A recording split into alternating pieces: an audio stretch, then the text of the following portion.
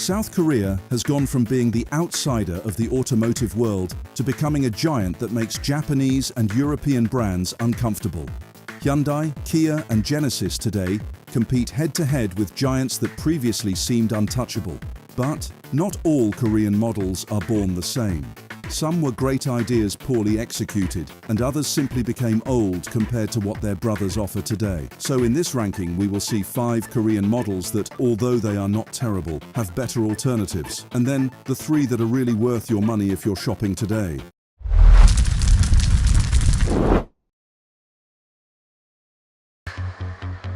Break the chains. Go out and see the sun. The Kona EV was one of Hyundai's first serious bets on the electric world, originally launched in 2018.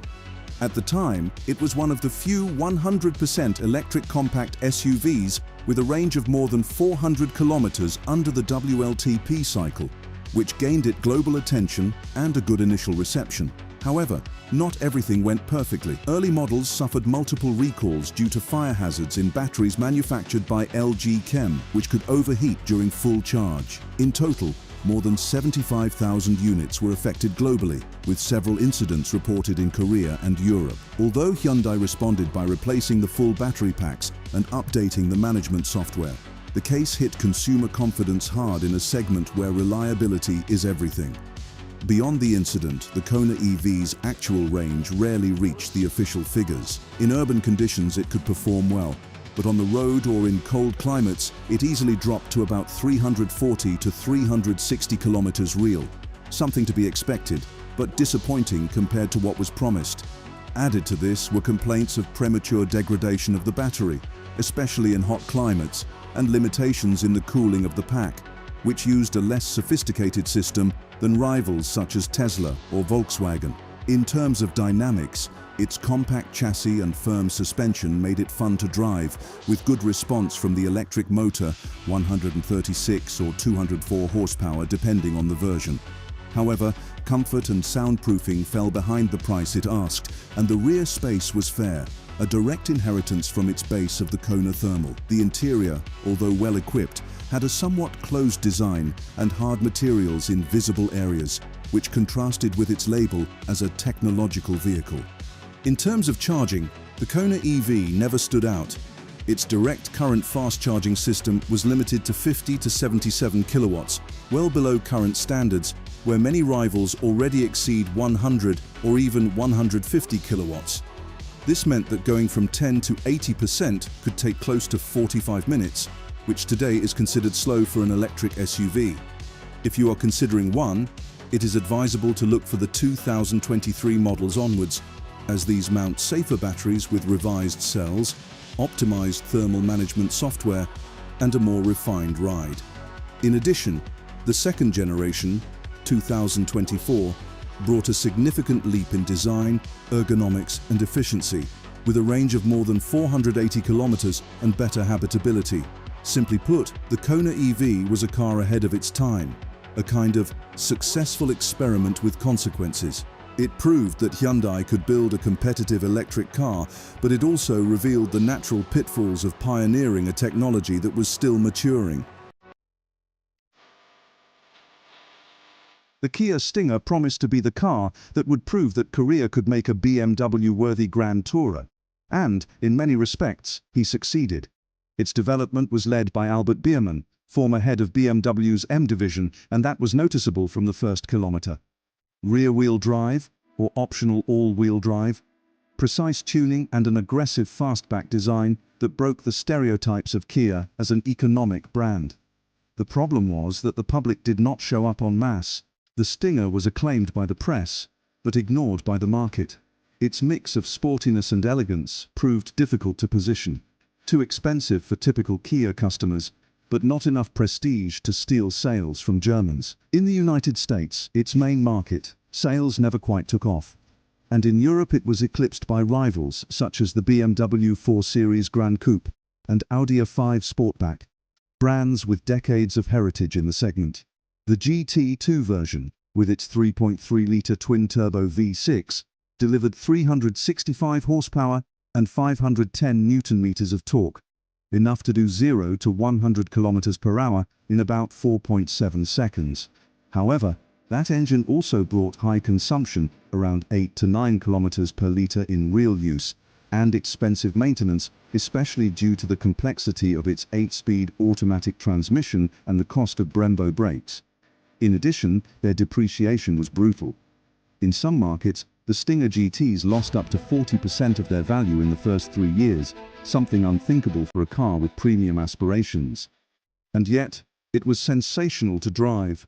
The balance of the chassis, the steering feel, and the stability in curves put it on a par with much more expensive models. On the highway, the Stinger felt like a true Grand Tourer.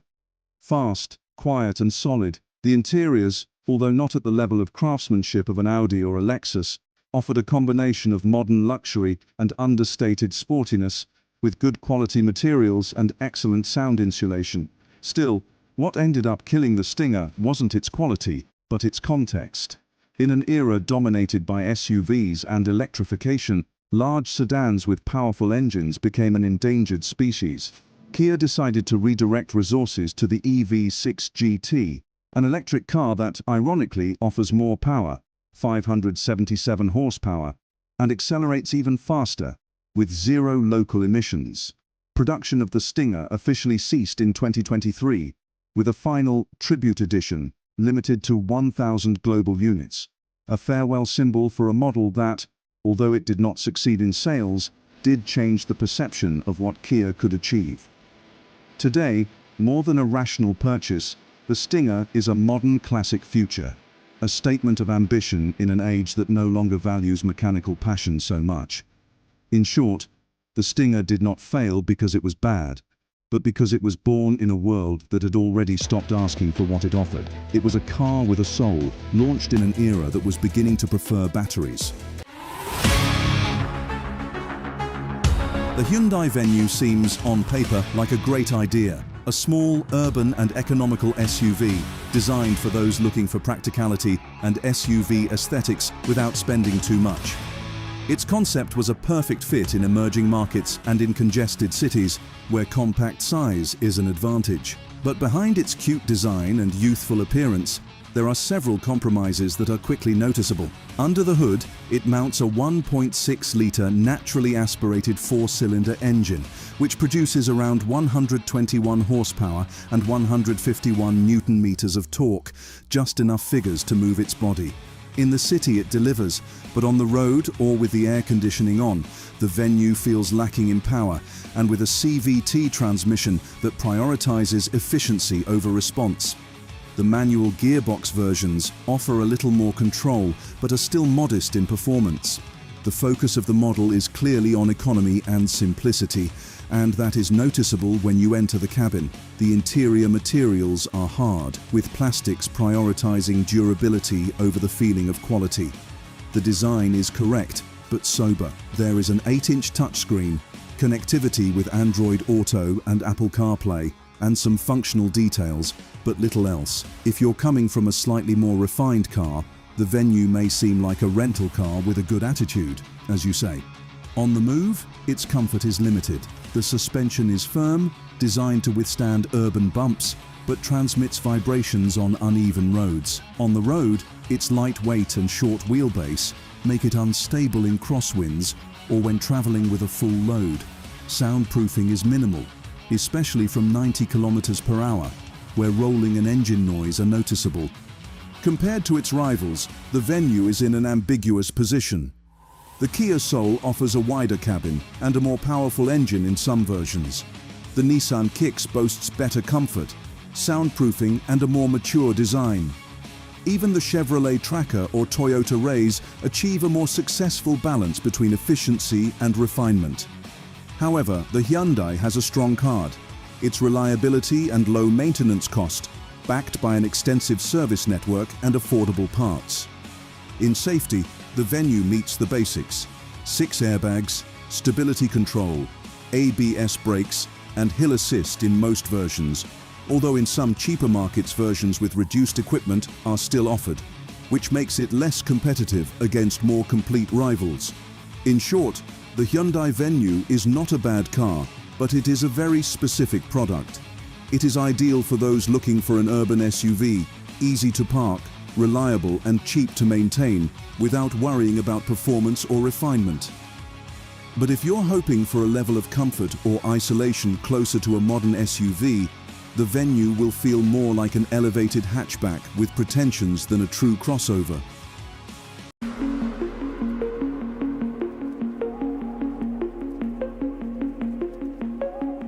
The SsangYong Tivoli was the card with which the Korean brand finally tried to conquer Europe and modernize its image.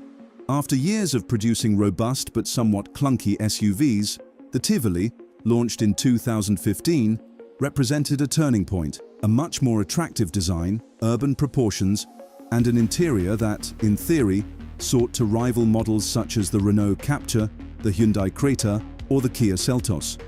On paper, the formula seemed solid: 1.6-litre engines, gasoline or diesel, with power between 126 and 136 horsepower, manual or automatic transmission options, and front-wheel drive or all-wheel drive depending on the version. In practice, its performance was correct, but lackluster. Acceleration was modest, and consumption, especially in the automatic versions, did not stand out from the competition. The diesel engine offered more torque and efficiency, but also more noise and vibrations, which took away from refinement on the road. In terms of dynamic handling, the Tivoli felt stable and safe in the city, with light steering and good visibility. However, as the speed increased, the sound insulation left a lot to be desired. Engine rolling and wind noise filtered out, giving it a feeling more of an economy car than a modern SUV. The suspension, somewhat firm, helped control in curves, but transmitted irregularities of the asphalt clearly. The interior combined a good distribution of spaces with uneven materials. Some areas offered a good fit, while others used hard plastics and surfaces that were not pleasant to the touch. Still, interior space was one of its strengths, with a generous trunk and good second-row legroom, something few SUVs of its size could match. On a technological level, SsangYong offered just the right amount: touchscreen, reversing camera, dual climate control and basic connectivity, but without the refinement of interfaces or assistance systems of the largest Korean brands. The latest versions incorporated autonomous braking, lane departure warning and traffic sign recognition, but they arrived late to the market. The biggest obstacle of the Tivoli was its brand image. In Europe, SsangYong never managed to establish the trust or prestige that Hyundai and Kia did, and in many countries, its service network was limited or inconsistent, complicating long-term maintenance. This directly affected resale, a critical point in this type of car. When competing against options such as the Hyundai Creta, Kia Seltos, Peugeot 2008, or Volkswagen T-Cross, the Tivoli offered an attractive price and abundant equipment, but did not reach the level of refinement, efficiency, or brand cohesion of its rivals. Simply put, it was a well-intentioned SUV, but one that fell short in soul and execution. In short, the SsangYong Tivoli is not a bad SUV. It delivers, is spacious and mechanically reliable. But in a saturated and demanding segment, mediocrity disguised as accessibility is not enough. Its proposal was caught between economical but aspirational and robust but without character, which explains why it never ended up shining outside its domestic market. And remember, if you like this type of content and want to keep up with the latest motorsport, make sure to subscribe to the channel and activate the bell, so don't miss our next investigations or tops.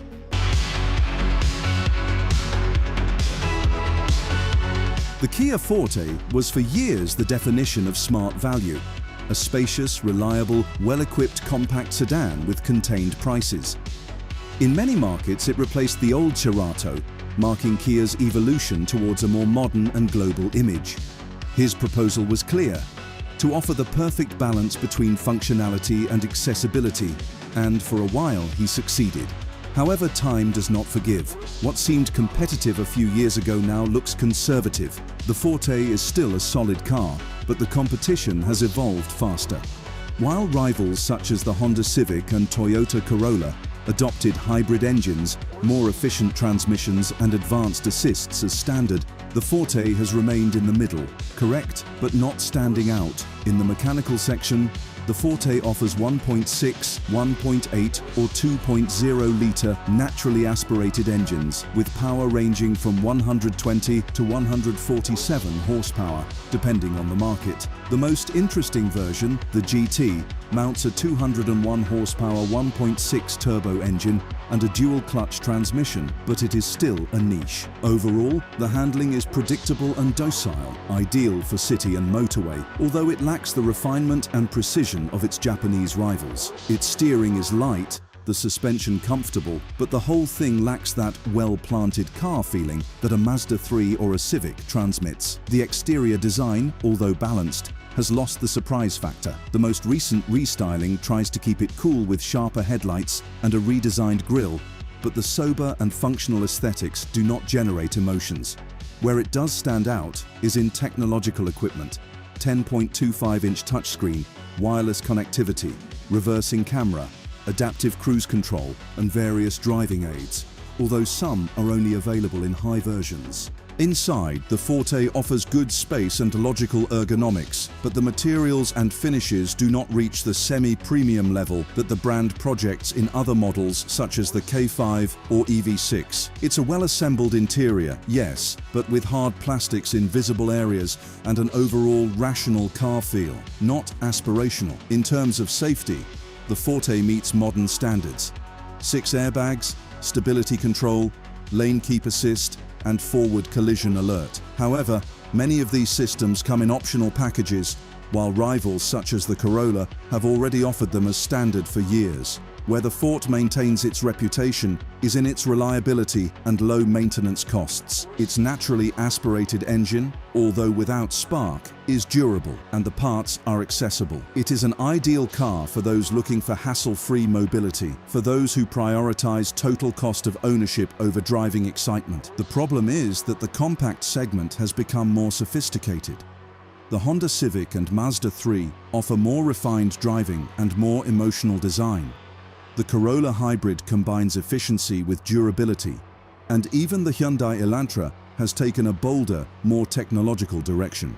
In front of them, the Forte feels like that diligent student who does everything well, but never surprises. In short, the Kia Forte is still a rational purchase, not a passionate one. He delivers in everything, but dazzles in nothing. Ideal if you're looking for a practical, reliable, and modern sedan. But if you're hoping for something that excites you or maintains long-term value, the Civic and Corolla continue to dictate the class.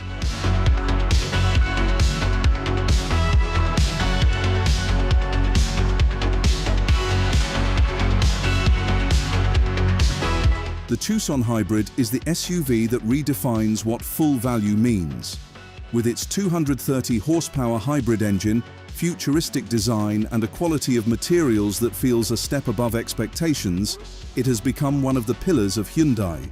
Real performance exceeds 40 miles per gallon, and the transition between motor and electric motor is imperceptible. In addition, it includes the full Hyundai SmartSense assistance package, making it ideal for families and solo drivers alike. Compared to a RAV4 hybrid, the Tucson gains in design and smoothness of ride. If you want something that combines reliability, style, and efficiency, it's one of the best Korean buys today. The Kia Sportage Hybrid is probably the most balanced SUV Kia has made in years. With a mix of aggressive design, high efficiency, and a surprisingly refined cabin, it proves that the Korean manufacturer's maturity is no coincidence. It offers up to 227 horsepower combined, optional all-wheel drive, and a range that easily touches 40 miles per gallon. Plus, its hybrid system feels natural, without the jumps typical of other hybrids. And the best part, its price is competitive, even against non-hybrid rivals. The Sportage accomplishes what few compact SUVs do. It makes you feel like you paid just enough. If you want a premium SUV without mortgaging your soul, the Genesis GV70 is the shortcut. This model combines the refinement of a BMW X3 with the reliability of a Toyota. And the most interesting thing, it costs less and comes more equipped. With engines ranging from the 2.5 turbo to the 3.5 twin-turbo V6, it offers an explosive mix of power and comfort. The interior is a masterclass in design. High-end materials, a 14.5-inch curved screen, and a sense of modern elegance that surprises. Genesis isn't just competing, it's redefining the concept of Korean luxury. And the best part, its 10-year warranty remains a letter of peace of mind for those who fear premium costs. So what did we learn?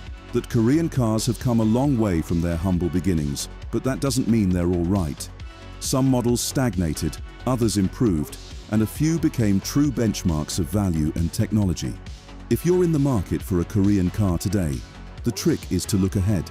Choose the most mature hybrids and electrics, or the premium models that really show how much the country has evolved. And if you don't know where to start, remember this.